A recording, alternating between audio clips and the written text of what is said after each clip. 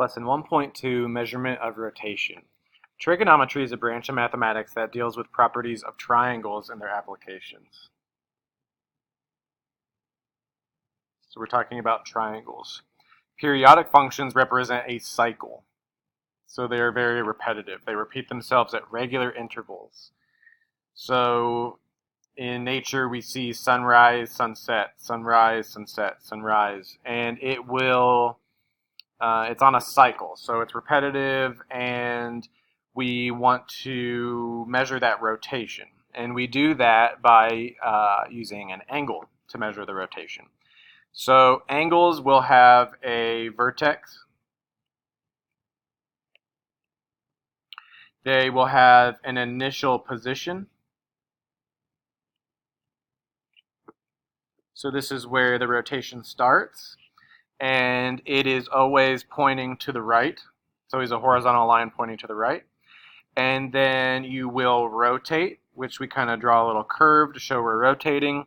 And then the angle stops in its terminating position.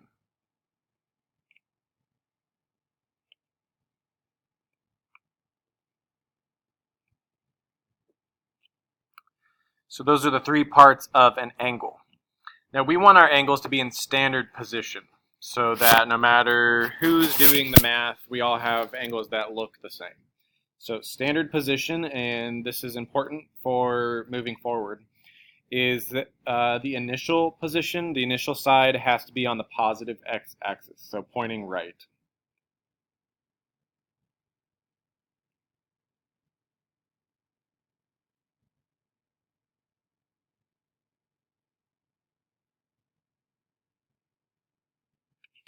The vertex has to be at the origin.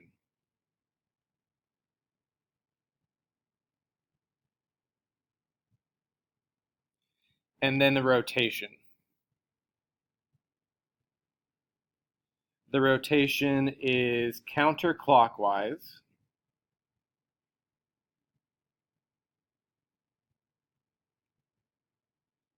If positive. So normally we're talking about positive measurement, and that'll be counterclockwise. And then it would be clockwise if negative.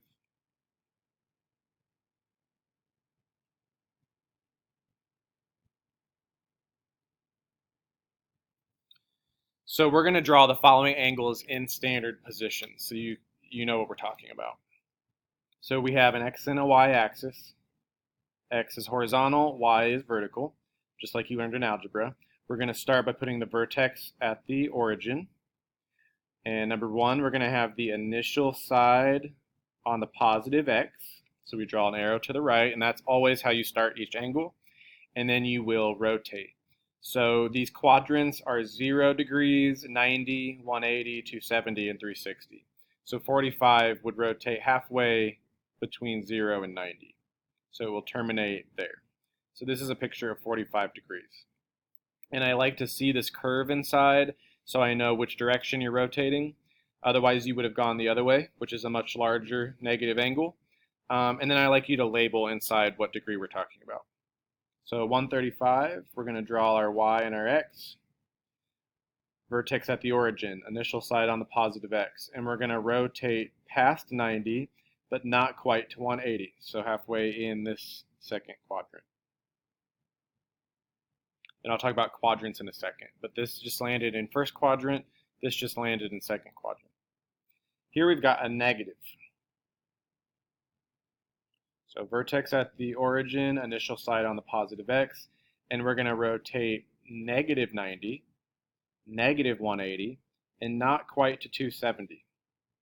So it's going to land in quadrant 2. This is negative 240. 560. So the quadrants are 0, 90, 180, 270, 360. So 560 is too big. So we need to know where it lands. So it's going to go more than one full circle. So if we take away one full circle, which is 360, we're left with 200 degrees. So that's where it will land. So we are going to put vertex at the origin, initial side on positive x, and we are going to rotate 360 plus another 200. So we're going to pass 90 and pass 180 and then stop. So the terminating side is going to be in quadrant 3 and kind of creates a spiral looking thing. So that's 560. The measure of two coterminal angles. Coterminal angles differ by an integral multiple of 360. An easier definition is two angles with different measurement that end at the same location. They both terminate at the same location. So terminate, same. Terminate at the same location. And they differ by 360 degrees. So whatever you're starting with, you could add 360 to it or subtract 360 and get another angle that terminates in the same spot. We see different Greek letters here. So this is the main one we're going to be using called theta. And I kind of labeled the common ones here. This is phi or phi. That's kind of the second most common when we're talking about angles. So we'll see these symbols a lot. So we're going to find two coterminal angles to 133 degrees. But let's start by graphing 133. Vertex at the origin. Initial side on positive x. Rotate past 90 but not quite to 180. And these do not have to be accurate drawings. We're just kind of sketching where they land. Now if I want to rotate more and go full circle and still land there, all I have to do is add 360 to that. Add 360. So that would give us 493.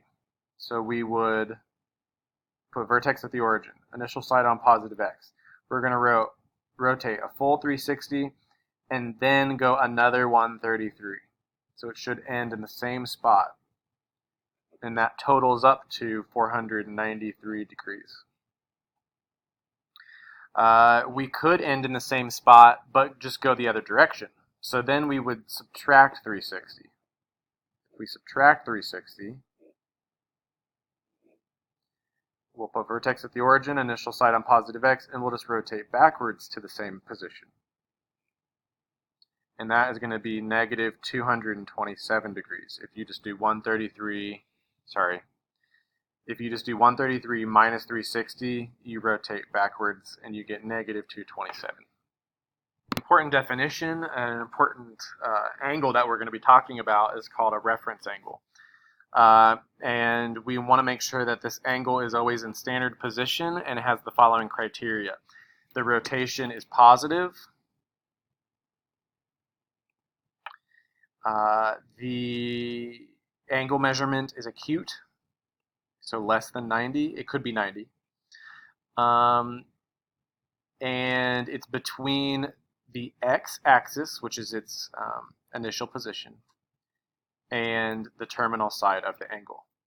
So we're talking about a small positive space between the x-axis and the terminal side of the angle, and that is the reference angle. We'll talk more about that when we see pictures of it, but just little equations.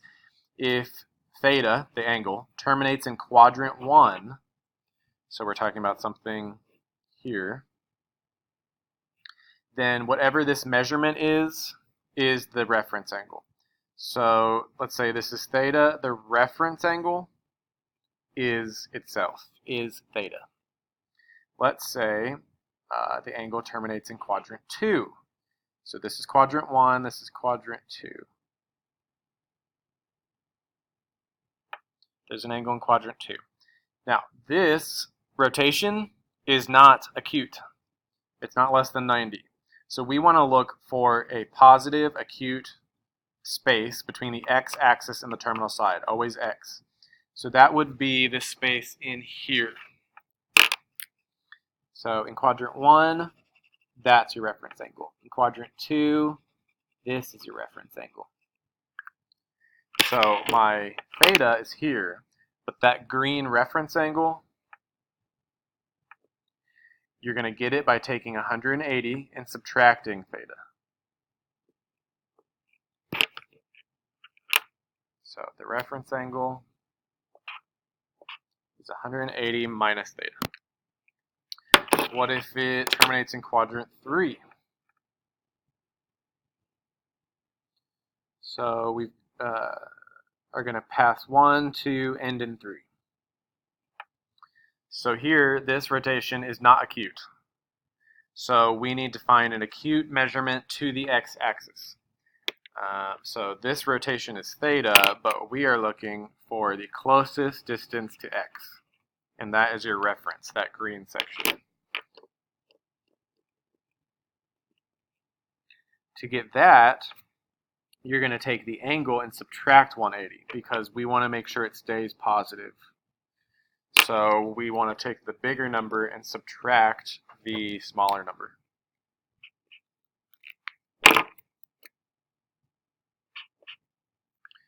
And what if it ends in quadrant 4? So we're going to pass 1, 2, 3, 4. So this is definitely not acute. The acute space between x would be here. That would be your reference angle.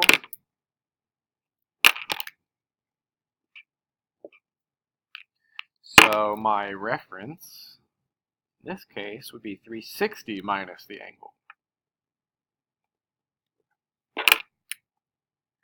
Reference is 360 minus whatever your original angle was. Now, what if it ends on a quadrant boundary?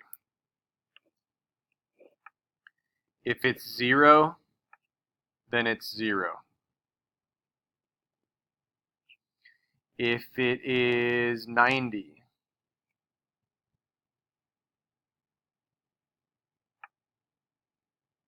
degrees has a reference of 90. Still considered acute. If it is 270,